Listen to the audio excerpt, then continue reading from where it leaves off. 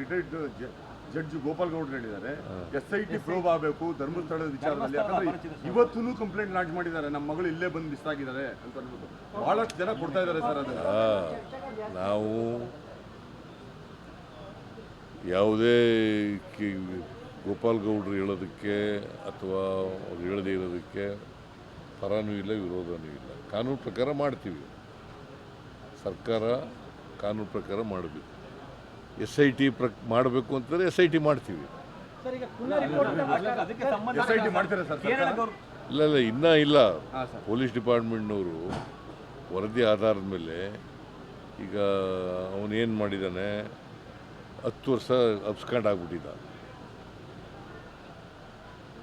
ಅವನು 164 ಸ್ಟೇಟ್ಮೆಂಟ್ ಕೊಟ್ಟಿದ್ದಾನೆ ಪೊಲೀಸ್ ಮುಂದೆ. ಆ 164 ಸ್ಟೇಟ್ಮೆಂಟ್ನಲ್ಲಿ ಅವನು ಏನು ಹೇಳಬೇಕು ಎಲ್ಲ ಹೇಳಿದ್ದಾನೆ. ನಾನೇ ಊತ ಹಾಕಿದ್ದೀನಿ ಅಂತ ಹೇಳಿದ್ದಾನೆ. ಆ ಎಣೆಗಳನ್ನು ತೋರಿಸ್ತೀನಿ, ಬೇಕಾದ್ರೆ ಊತ ಹಾಕಿರೋ ಜಾಗ ಕರ್ಕೊಂಡು ಹೋದರೆ ಮಾಡ್ತೀನಿ ಅಂತ. ಪೊಲೀಸ್ನವರು ಏನು ಹೇಳ್ತಾರೆ ನೋಡೋಣ, ನಾಳೆ ಇವತ್ತು ನಾಳೆ ಒಳಗಡೆ. ಸರ್ಕಾರದ ಮೇಲೆ ಯಾವುದೇ ಥರ ಒತ್ತಡ ಏನಿಲ್ವಲ್ಲ ಸರ್ ಈ ವಿಚಾರದಲ್ಲಿ? ಸರ್ಕಾರದ ಮೇಲೆ ಯಾವುದೇ ಒತ್ತಡ ಇಲ್ಲ. ಒತ್ತಡ ಹಾಕಿದ್ರೂ ನಾವು ಯಾರ ಮಾತು ಕೇಳಲ್ಲ, ಕಾನೂನು ರೀತಿಯೇ ಮಾಡ್ತೀವಿ. ಸರ್, ಈಗ ಕುನ್ನ ಅವರ ರಿಪೋರ್ಟ್ನಲ್ಲಿ ಯಾರು ತಪ್ಪಿದೆ ಅಂತ ಹೇಳಿದ್ದಾರೆ ಸರ್? RCB ಅವರ ವಿಚಾರದಲ್ಲಿ ಸ್ವಾತಂತ್ರ್ಯ ಪ್ರಕರಣದಲ್ಲಿ ಏನು ತಪ್ಪಾಗಿದೆ ಅಂತ ಹೇಳಿದ್ದಾರೆ?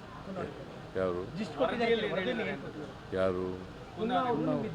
ಅಂತ ಹೇಳಿದ್ದಾರೆ, ಏನು ತಪ್ಪಾಗಿದೆ? ಈಗ ಪತ್ರಿಕೆಯಲ್ಲೆಲ್ಲ ಬಂದಿದೆಯಲ್ಲ, ನೀವೇ ಬರೆದಿದ್ದೀರಲ್ಲ, ಚೀಫ್ ಮಿನಿಸ್ಟರ್ ನಿಮ್ಮ TV ಅವರೇ ಎಲ್ಲ ಹೇಳಿದ್ದಾರೆ. ಚೀಫ್ ಮಿನಿಸ್ಟರ್ ನೀನು ಚೀಫ್ ಮಿನಿಸ್ಟರ್